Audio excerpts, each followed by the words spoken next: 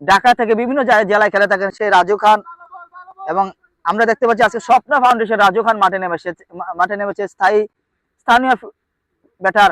ও চমৎকার drive, point অঞ্চল দিয়ে আউট ভাবে সপ্তমকে টুকে মেরে দিয়েছেন। বলে একটি ড্রাইভ ছিল,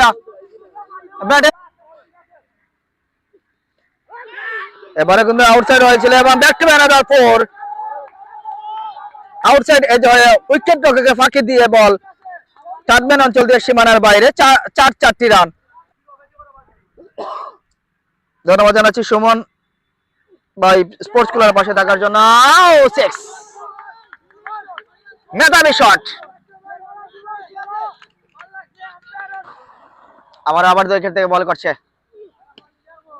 আলতো ভাবে, সেখানে খেলেছেন মাটি ছোঁয়া শট। সন্তোষ দেব শুভেচ্ছার জন্য শুভকামনা। এবার কিন্তু স্কয়ার অঞ্চলে ঠেলে দিয়েছেন।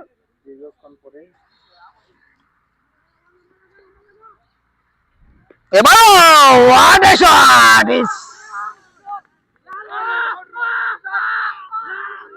রাজু খান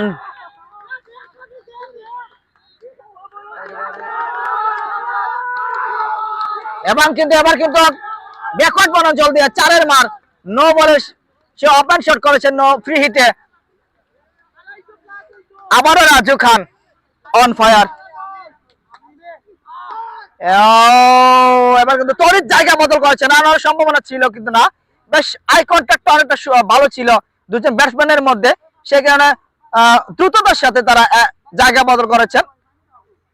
হাতে বল তুলে দিয়েছেন দলীয় ক্যাপ্টেন। দেখা যাক অঙ্কুতে ছন্দ পতন করাতে পারেন কিনা প্রতিপক্ষ দলের ব্যাটারদের উপরে।